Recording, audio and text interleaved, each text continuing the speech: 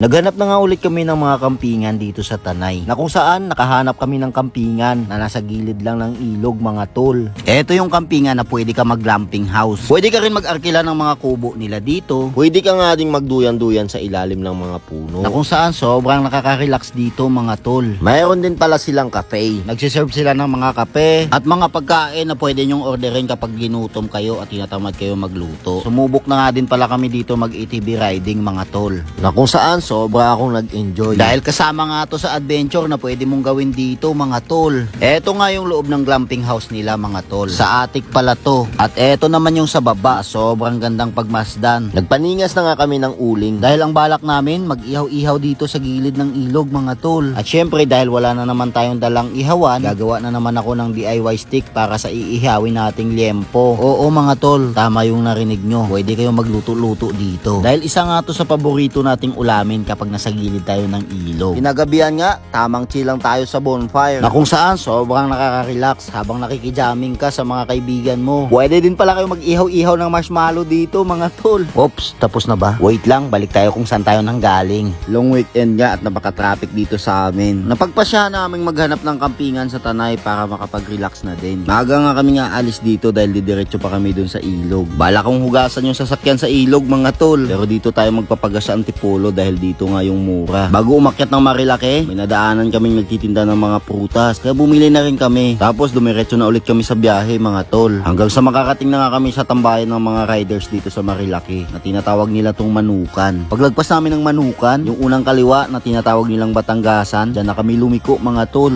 May toll gate nga din palang 50 pesos dito para sa mga sasakyan. Expect nyo na rin yung gantong kalsada mga tol. Pero kayang-kaya to dahil manipis na off-road lang to. Dumiretso nga muna kami sa ilog para hugasan itong sasakyan. Nag-stroll muna kami bago kami maghanap ng mga kampingan. Napalayo na pala kami at napadaan kami sa magandang daan na to dahil medyo adventure nga siya. Napagdesisyonan ko na ngang bumalik at maghanap na ng kampingan. Hanggang sa makita namin tong Palaya Natural Farm. Sabi ko tara silipin natin kung anong meron sa loob. May malawak na parking nga din pala dito kaya no problem tayo. Nag-inquire nga kami sa loob kung pwede kaming mag-camping dito o nagpapakamping sila. Sabi naman pwede naman daw at mura lang. Kaya sabi ko tara silipin natin sa loob. Meron nga kaming nakitang cabin na imbis na mag-tent kami, magka-cabin na lang daw kami para ma-experience na rin namin yung cabin. Minsan lang naman daw kaya tara sige, bayaran nyo to ha. Pero kung ayaw nyo naman sa cabin at gusto nyo makamura, pwede din naman kayong mag-tent. Ang maganda pala sa pwesto na nakuha namin, pwede kami mag-park sa tabi mismo ng cabin mga tol. Lunch na kasi kaya nag-inquire kami kung anong pwedeng orderin na pagkain dito sa cafe nila. Tamang enjoy na nga yung anak natin dito sa duyan mga tol. Dito pala tayo eh. Tingnan mo kung gaano kaganda dito. Kaya tayo.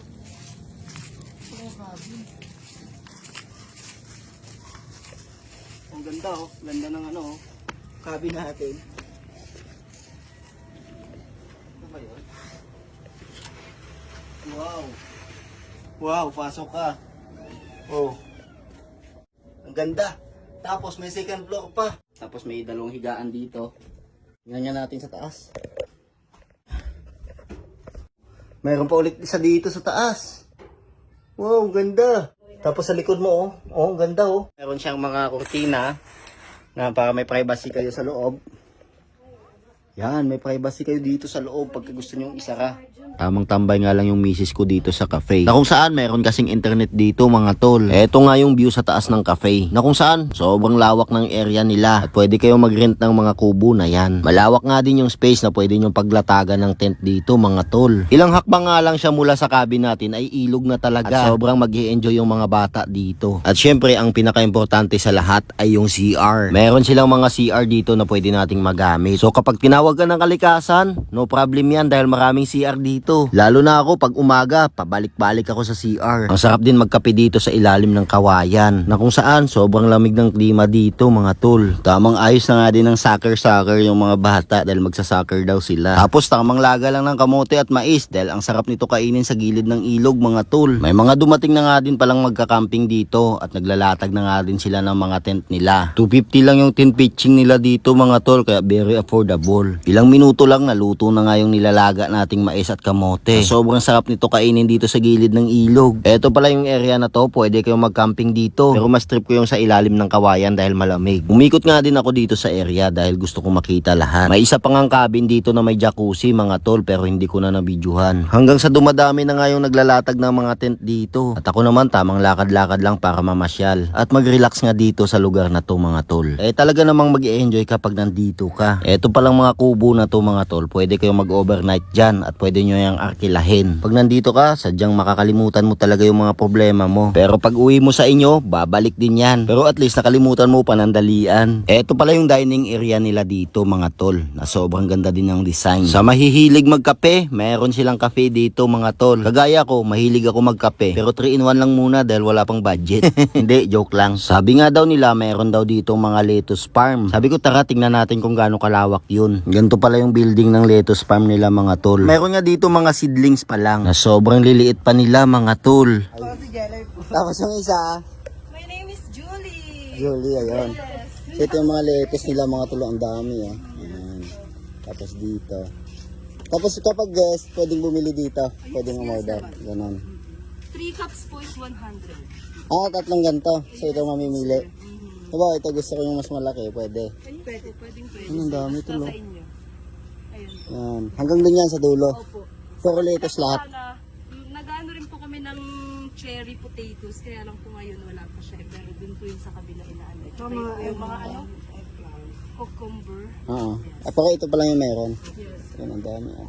Tapos balik na ulit tayo sa cabin natin, baka hinahanap na tayo. Sobrang linis nga din ng tubig nila dito dahil tanay na nga to mga tol at kabundukan na yung nakapaligid dito. Tapos ako naman tamang paanod-anod lang sa ilog dahil sobrang sarap nga nitong gawin. Lalo na kapag may malakas na current mga tol. Sobrang exciting nga pagka ganun. Dahil wala na naman nga kaming dalang ihawan. Matik, gagawa na naman tayo ng stick para tuhugin na naman yung liempo na iihawin natin mga tol. Bumili na din pala kami ng mga manok na iihawin din namin. Nakamarinate na rin yan para masarap. Tapos nagpaningas na kami ng uling namin para mapag-ihawa namin mga tol. Habang pinapalaki nga yung baga, nag-i-enjoy nga yung anak natin dito sa apoy. Hanggang inabutan na nga kami ng dilim kakaihaw ng mga liempo at manok. Dahil hapon na nga kami nagsimula mga tol. Eto na nga yung itsura ng glamping house paggabi na sobrang gandang pagmasdan. Hindi naman natin kailangang maging mayaman para ma-experience natin yung mga ganyang bagay. Minsan kailangan din natin gawin to para ma-enjoy din yung buhay. Kinagabihan nga, tamang bonfire na kami dito mga tol. Na kung saan sobrang sarap gawin ito sa gabi. 350 lang naman para sa bonfire. Tapos may kasama ng isang platong marshmallow mga tol. O diba, sobrang sarap. Ang sarap nga mag-ihaw-ihaw ng marshmallow dito. Tapos tamang kwentuhan lang sa mga kaibigan mo. Tapos tayo naman habang nag-chill, tamang beer lang. Dahil may mga dalang beer nga yung mga kasama natin dito o mga kasabay natin mag-camp. Tapos tamang relax-relax lang habang nakikinig ng music. Masarap din pala mag-stargazing dito habang nanonood ka ng bonfire mga tol. Kinabukasan nga ito yung bumungad sa akin. Sobrang kapal ng fog. Na kung saan, ramdam mo sa gabi yung lamig ng klima dito mga tol. At habang naglalakad-lakad ako dito sa farm ng dragon fruit nila, dito ko nararamdaman yung tunay na kapayapaan. Malayo sa toxic ng city at toxic ng mga kaibigan mong peke. Dahil dito walang plastic, puro halaman lang.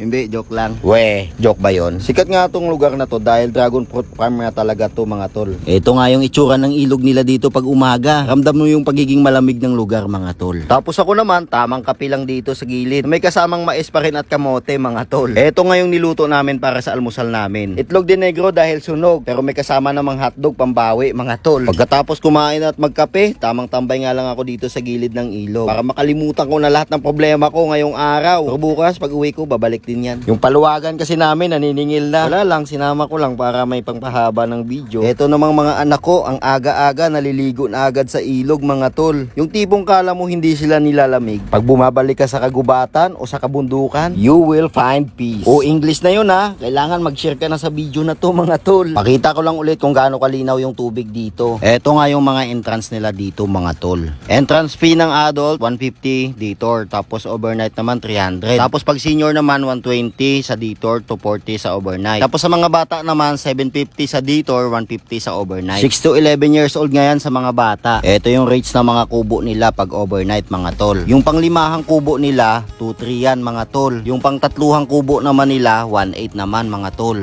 Yung pangdalawahan naman, 900 lang mga tol. Pag nagrenta naman kayo ng tent, 800 pangdalawahan. 1/4 naman pag pang-apatan. Tapos pag 10 pitching naman kayo, 250 lang mga tol. Sa day tour cottages naman nila, sa garden 400, sa Japan is 450. Tapos nag-o-offer din sila ng lunch buffet mga tol. Pero mag-inquire na lang kayo sa Palayan Natural Farm para sa complete details. Pwede din kayo mag-buggy ride dito. Good for 2, 1,030 minutes mga tol. 1,500 naman pag 45 minutes. Ilalabas ko din yung full video nitong adventure natin dito mga tol. At dahil may sobra pa, nag-ATV ride na nga din kami. Good for 1 pala, 500 lang mga tol, tapos 250 lang yung back ride. 850 naman pag 45 minutes, tapos ilalabas ko na lang din yung full video nito mga tol dahil sobrang haba na ng video natin ngayon. Maraming salamat sa panonood. Sana nag-enjoy kayo at sana makapag-rides din kayo.